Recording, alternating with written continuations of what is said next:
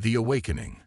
Commander Sarah Chen stood at the quantum observation deck of Earth's Deep Space Intelligence Station Artemis, her eyes fixed on the holographic display showing unusual patterns in subspace traffic. After 15 years of humanity's integration into the Galactic Council, she had learned to trust her instincts about communication anomalies. Something wasn't right about the encrypted quantum bursts flowing between Council headquarters and the Kraxan Empire's border worlds. "Dr. Harrison, are you seeing these packet structures?" She called to her chief cryptographer. "They're using Council diplomatic channels, but the signature doesn't match standard protocols." Thomas Harrison, a brilliant mathematician who had helped develop Earth's quantum decryption systems, moved to her console. His weathered face reflected the blue glow of the holographic displays as he studied the data streams. "These are definitely not standard diplomatic transmissions. The encryption is layered, almost like they're hiding something within something." Sarah's cybernetic neural interface hummed as she processed the implications. The Kraxan Empire had been suspiciously quiet lately. Their usual border provocations nearly ceased. The Council had attributed this to successful diplomatic efforts, but combined with these strange communications, "Run it through the quantum matrix." "Full spectrum analysis," she ordered, her augmented eyes scanning multiple data streams simultaneously. "And get me a secure line to Admiral Torres." The station's quantum computers began their work, unraveling the complex layers of encryption. As the first decoded fragments appeared, Sarah felt her blood run cold. The messages revealed coordinates of Earth's defense installations, detailed analyses of human military capabilities, and strategic assessments of key colonial worlds. "This isn't just intelligence gathering," Harrison whispered, his face pale. "These are invasion plans." Sarah's neural interface automatically started recording and analyzing everything. "Look at the timestamps. The Council has been feeding them this information for months. They're not just allowing an invasion, they're facilitating it." The betrayal cut deep.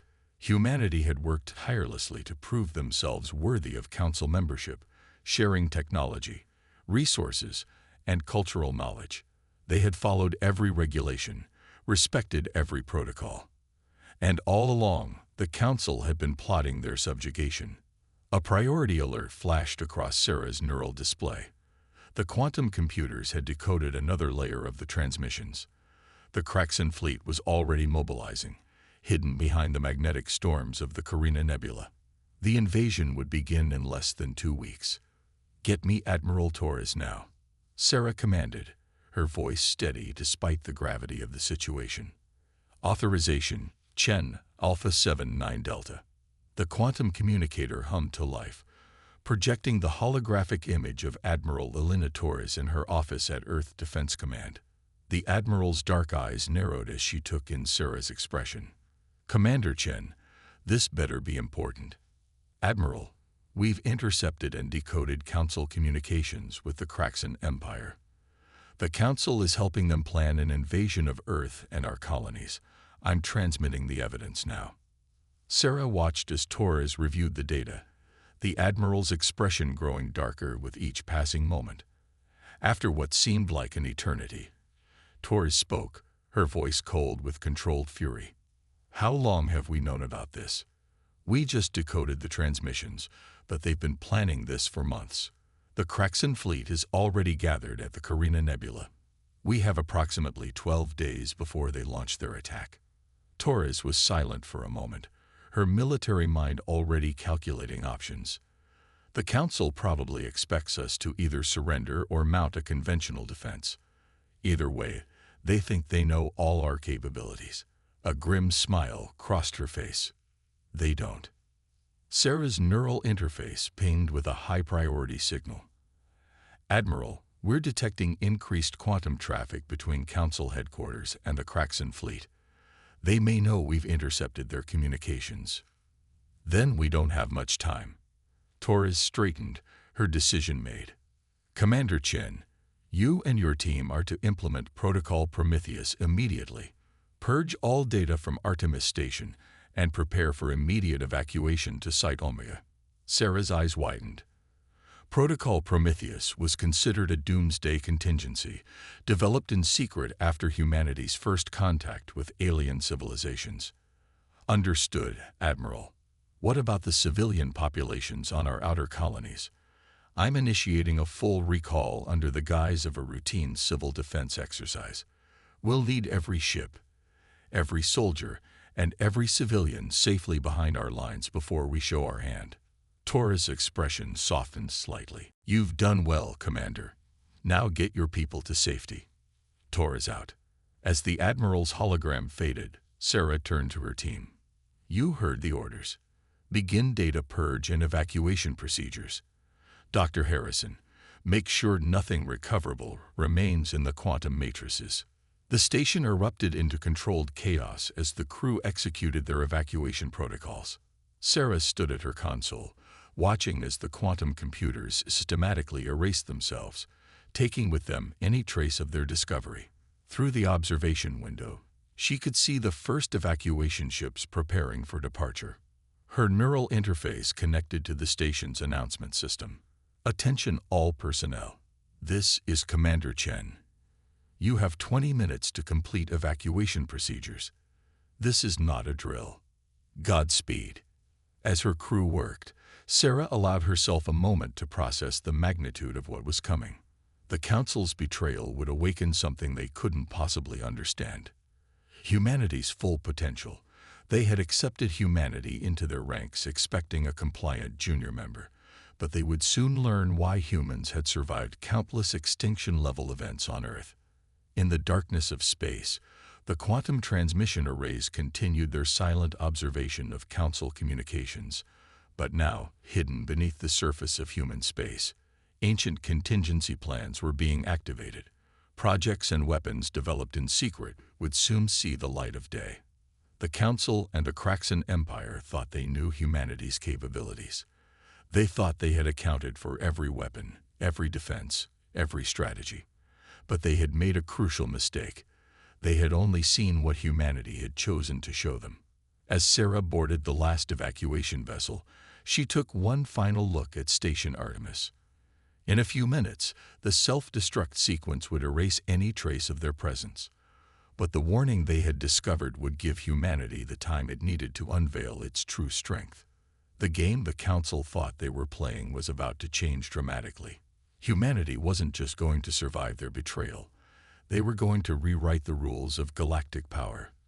And it would begin with Project Prometheus, a weapon so carefully hidden that not even the Council's most sophisticated surveillance had detected its development. The evacuation ship's engines hummed to life as they began their journey to Site Omega. Behind them, Station Artemis disappeared in a carefully controlled antimatter reaction, leaving no trace for the Council's investigators to find. The first move had been made. Now it was humanity's turn to show the galaxy why you should never corner a species that had survived everything its own deadly world had thrown at it for millions of years. The real war was about to begin. Project Phoenix. Deep within the lunar facility known as Site Omega, Admiral Torres stood before a massive holographic display showing real-time updates from across human space. Civilian evacuation ships stringed toward Earth and Mars in carefully orchestrated patterns, disguised as part of the civil defense exercise. Behind the scenes, humanity's true defensive preparations were taking shape. Status report on Project Phoenix. Torres commanded, addressing the assembled leaders of Earth's secret research divisions. Dr. Yuki Nakamura, head of Advanced Propulsion Systems, stepped forward. Her prosthetic eyes glowed softly as she projected technical schematics into the air. The quantum fold drives are ready for mass production. Once installed, our ships will be able to move through subspace in ways the Council believes impossible. The technology she displayed showed ships capable of instantaneous spatial displacement, not just faster than light travel, but actual manipulation of spacetime itself. It was technology humanity had developed but never revealed to the Council, knowing it might one day be needed. And the weapons systems? Torres asked, turning to Dr. Marcus Webb, a weapons specialist whose work had revolutionized particle physics. The graviton lance arrays are operational. Webb reported, his dark features illuminated by the holographic displays. We've successfully miniaturized the technology. Every ship in the fleet can now carry enough firepower to punch through a planet's crust. Torres nodded, satisfaction evident in her expression. The Council and Kraxan Empire expected to face conventional weapons, plasma cannons, railguns, and standard shield technology. They had no idea that humanity had long since moved beyond such basic armaments. Dr. Chen's team has confirmed the enemy fleet's position, Torres announced. They're still gathering in the Carina Nebula, but we've detected advanced scouts entering the outer rim. We have 10 days at most. The room tensed at this news. Commander Sarah Chen's discovery had given them precious time, but the window was closing fast. What about Project Prometheus itself? Asked General Maria Santos, her weathered face reflecting decades of military service. Is it ready? Torres gestured to Dr. Raj Patel, a quantum physicist whose theories had changed humanity's understanding of reality itself. The slight man cleared his throat, his augmented vocal cords producing perfectly modulated tones. Project Prometheus is no longer theoretical, he stated, bringing up a new set of holograms. We've successfully created a stable quantum singularity that can be controlled and directed. When deployed, it will allow us to rewrite the laws of physics within a localized space. The implications were staggering. Project Prometheus wasn't just a weapon. It was a tool for reshaping reality itself. While the Council had focused on conventional warfare, humanity had been quietly mastering the fundamental forces of the universe. Show them, Torres commanded. Patel nodded and activated a secure feed from one of the testing chambers. The assembled leaders watched as a small device, no larger than a coffee cup, created a sphere of distorted space. Within that sphere, the normal laws of physics ceased to apply. Matter could be created or destroyed at will. Energy could be manipulated without regard for conservation laws, and time itself could be locally altered. We've installed prototype units on our new Phoenix-class battleships, Patel continued. Each ship will be able to create its own pocket universe, where we define the rules of engagement. General Santos leaned forward, her cybernetic hand clenching. The Kraxan ships will be completely vulnerable. Their weapons, their shields, everything they rely on assumes the universe works in a certain way. Exactly, Torres confirmed. But we're not just going to defend ourselves. We're going to show the Council and the Kraxan Empire exactly what happens when you betray humanity. She brought up a new tactical display, showing the positioning of Earth's hidden fleets. While the Council thought they knew the location of every human military vessel, the truth was very different. Hidden shipyards throughout the solar system had been producing vessels far more advanced than anything humanity had revealed to their supposed allies. The Phoenix fleet is nearly ready, Torres announced. 300 ships, each equipped with quantum fold drives, graviton lances, and Prometheus devices. We've also completed the neural integration systems. Every ship will respond to its crew's thoughts, as if it were part of their own body. Dr. Nakamura stepped forward again. The quantum entanglement communication network is online. Our ships will be able to coordinate instantly across any distance, completely undetectable by conventional sensors. Torres surveyed the room, meeting each person's eyes in turn. The Council and the Kraxan Empire think they're dealing with a young, naive species that can be easily conquered. They believe their betrayal will lead to our subjugation.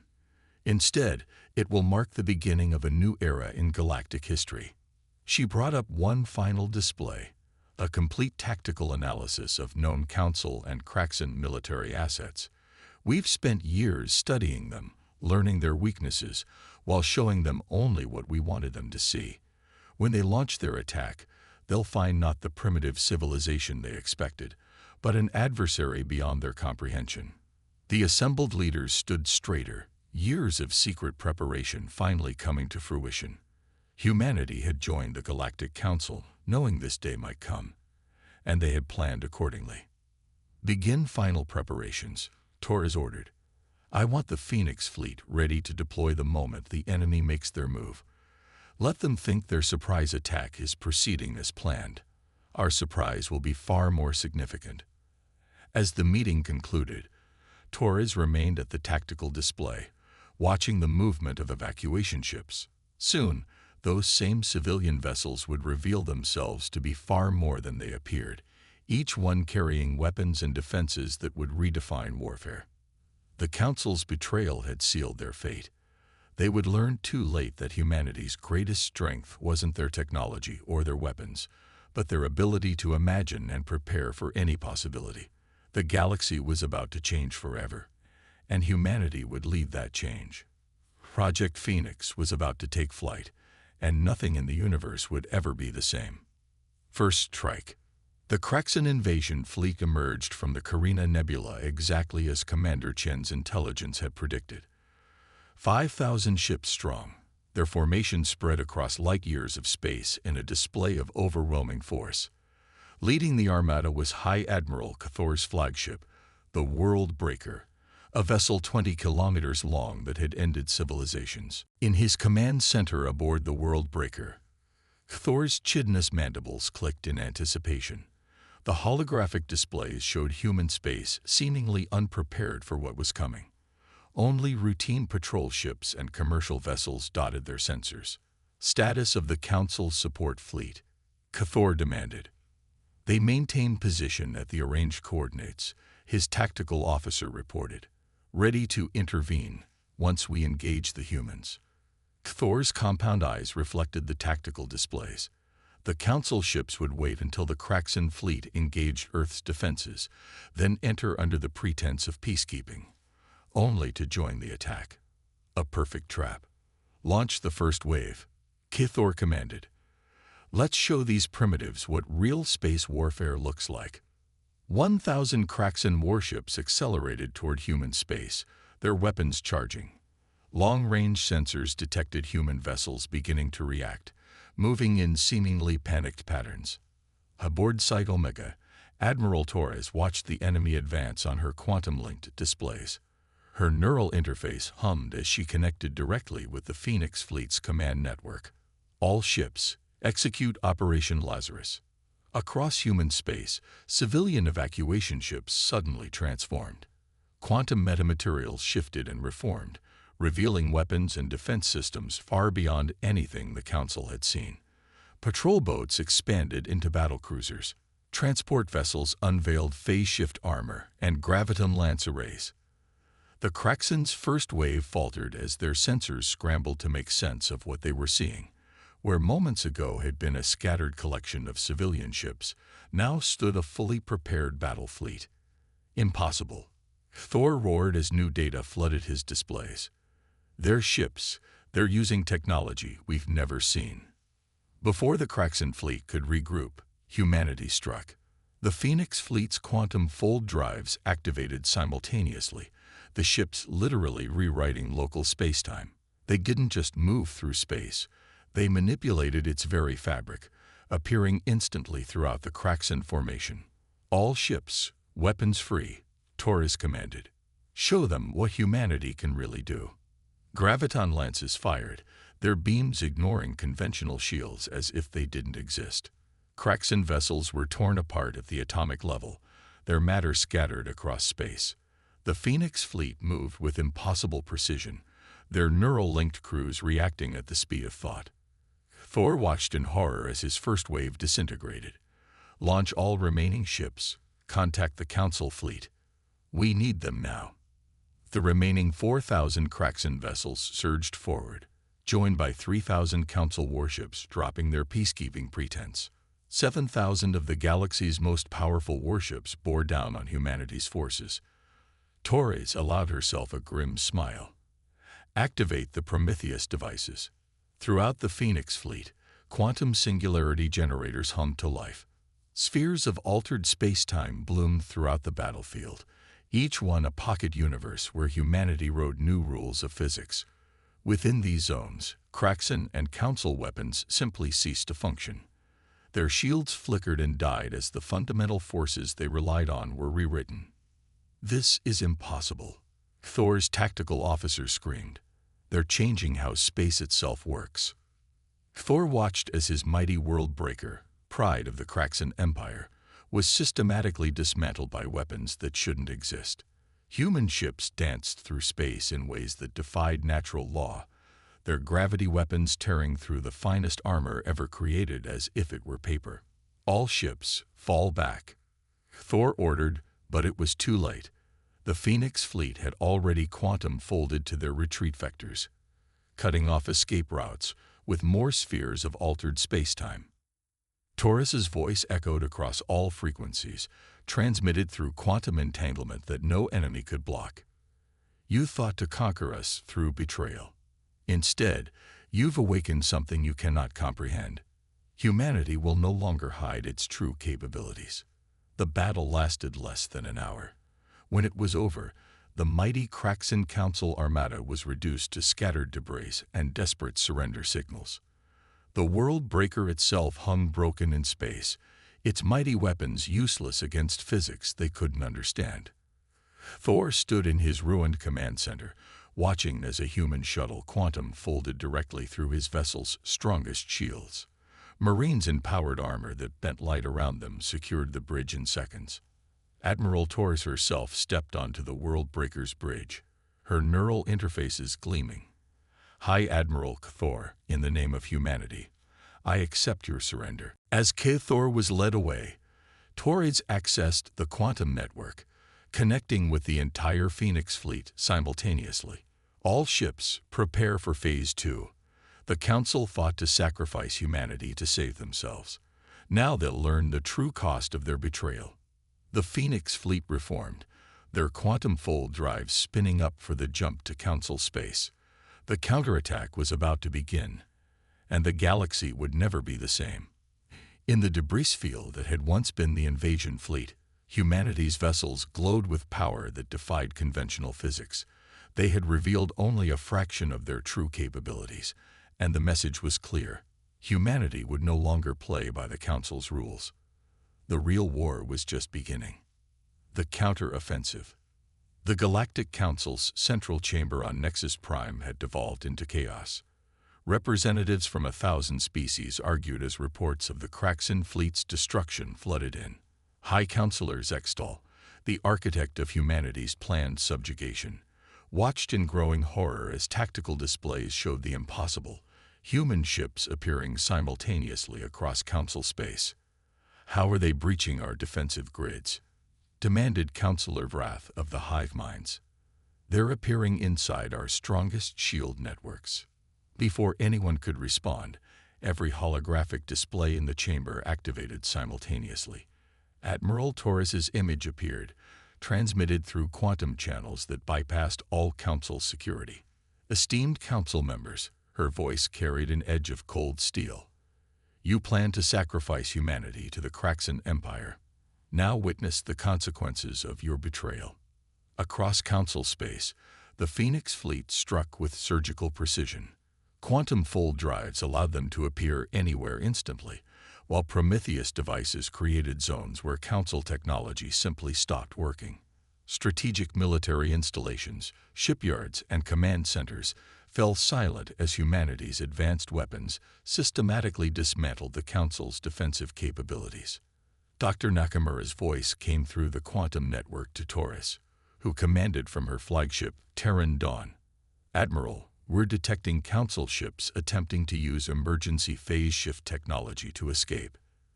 Taurus's neural interfaces processed the tactical data instantly. Activate the quantum lock protocols.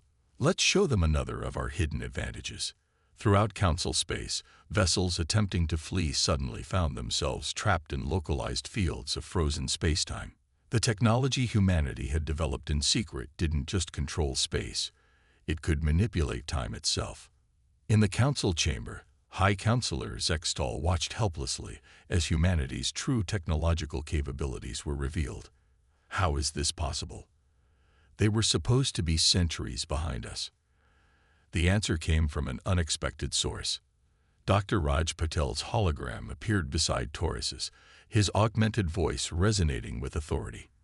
You assumed that because we shared only basic technology, it was all we had. In reality, we were studying you, learning your limitations, while developing in directions you never imagined possible. As if to demonstrate his point, a Phoenix-class battleship Quantum folded into orbit around Nexus Prime, bypassing the planet's legendary defensive grid as if it didn't exist.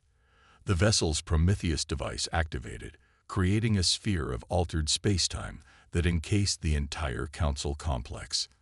Inside the chamber, artificial gravity fluctuated as fundamental forces bent to human will. Council members watched in awe and terror as their most advanced personal shields and weapons simply winked out of existence. Your biggest mistake, Torres continued, was assuming that humanity's strength lay in the technology we showed you. But our true power has always been in our ability to imagine possibilities beyond conventional limits. To emphasize this point, more Phoenix Fleet vessels appeared throughout Council space, each deploying technologies that defied conventional understanding. Quantum-linked sensors that could detect ships in other dimensions, gravity weapons that could selectively target specific atomic particles, time dilation fields that could age enemy weapons to dust while leaving crews untouched. Commander Chen's voice joined the broadcast, her tone carrying the weight of justified vengeance. We discovered your betrayal because you never considered that we might understand quantum communications better than you.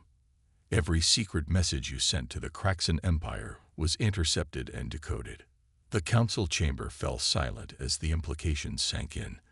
They hadn't just failed to destroy humanity. They had grossly underestimated a species that had surpassed them in nearly every way. Here are our terms, Torres declared. The Council will immediately surrender all military authority. A new governing body will be established, one that includes equal representation for all species, including those you've previously subjugated. To demonstrate humanity's resolve, the Phoenix Fleet activated their most impressive technology yet.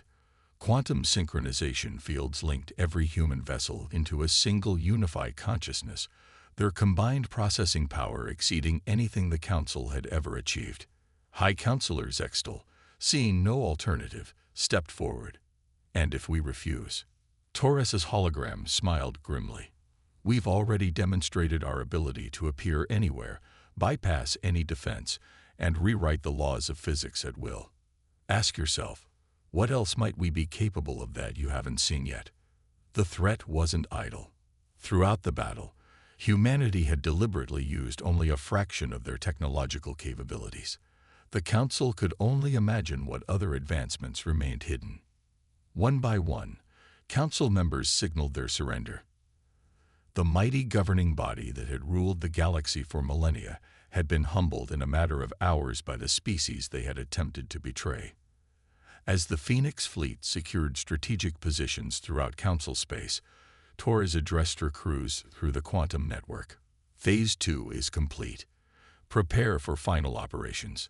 The galaxy is about to enter a new era, one where humanity helps guide all species toward a better future. The counteroffensive had succeeded beyond all expectations, but Torres knew this was just the beginning. Humanity hadn't fought this war simply for revenge, but to reshape the galaxy into something better. The real challenge, building a lasting peace from the ashes of betrayal, was just beginning. Last edited 6 minutes ago. New Dawn. 1 month after the Council's surrender, representatives from every known spacefaring species gathered in the newly constructed Terran Assembly on Earth. The historic building, its architecture blending elements from 1,000 worlds, stood as a symbol of humanity's vision for the future, not dominance, but genuine cooperation. Admiral Torres stood at the central podium, her neural interfaces connecting her to a galaxy-wide quantum broadcast. The Phoenix Fleet held position in Earth orbit, their advanced technology now serving as a guarantee of peace rather than an instrument of war. We gather here today not to celebrate victory. Torres began, her voice carrying to every corner of known space, but to forge a new path forward. Humanity did not fight to replace one form of dominion with another, but to create something unprecedented, true galactic democracy. In the assembly hall, former council species sat alongside races they had once deemed primitive. The Crexan delegation, stripped of their military might but not their dignity, watched with compound eyes as their former victims took seats as equals. Dr. Raj Patel, now heading the new Interstellar Scientific Coalition, stepped forward. Our technology revealed during the war represented only the beginning. We propose sharing advanced quantum physics understanding with all species under a framework of mutual development and ethical oversight. The assembled delegates murmured as holographic displays showed the next generation of human innovations, technologies that could terraform dead worlds, heal dying stars, and even create stable wormholes for instantaneous galactic travel. Commander Chen, promoted to Director of Galactic Security, addressed the security concerns. The Phoenix Fleet will transition into a peacekeeping force, jointly commanded by representatives from all member species. Our quantum fold technology will ensure rapid response to any threats to galactic peace. Former High Counselor Zextel, now serving as a regular delegate, rose to speak. How can we be certain humanity won't follow the Council's path? Power, even wielded with good intentions, can corrupt. Dr. Yuki Nakamura answered, her prosthetic eyes scanning the assembly. Because we understand something the Council never did. True strength lies not in domination, but in elevation. Every advancement we reveal will be shared, every discovery made available to all. To demonstrate this commitment, humanity unveiled their most ambitious project yet. The Prometheus technology, once used as a weapon, had been adapted to create zones of accelerated scientific development. These evolution spheres could help less developed species advance rapidly while ensuring they develop the wisdom to handle such advancement responsibly. New Dawn. 1 month after the Council's surrender, representatives from every known spacefaring species gathered in the newly constructed Terran Assembly on Earth. The historic building, its architecture blending elements from 1,000 worlds, stood as a symbol of humanity's vision for the future. Not dominance, but genuine cooperation. Admiral Torres stood at the central podium, her neural interfaces connecting her to a galaxy-wide quantum broadcast. The Phoenix Fleet held position in Earth orbit, their advanced technology now serving as a guarantee of peace rather than an instrument of war. We gather here today not to celebrate victory, Torres began, her voice carrying to every corner of known space, but to forge a new path forward. Humanity did not fight to replace one form of dominion with another, but to create something unprecedented, true galactic democracy. In the assembly hall, former council species sat alongside races they had once deemed primitive. The Crexan delegation, stripped of their military might but not their dignity, watched with compound eyes as their former victims took seats as equals. Dr. Raj Patel, now heading the new Interstellar Scientific Coalition, stepped forward. Our technology revealed during the war represented only the beginning.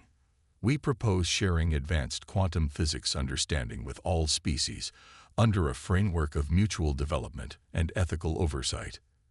The assembled delegates murmured as holographic displays showed the next generation of human innovations, technologies that could terraform dead worlds, heal dying stars, and even create stable wormholes for instantaneous galactic travel. Commander Chen, promoted to Director of Galactic Security, addressed the security concerns. The Phoenix Fleet will transition into a peacekeeping force, jointly commanded by representatives from all member species. Our quantum fold technology will ensure rapid response to any threats to galactic peace. Former High Counselor Zextel, now serving as a regular delegate, rose to speak. How can we be certain humanity won't follow the Council's path?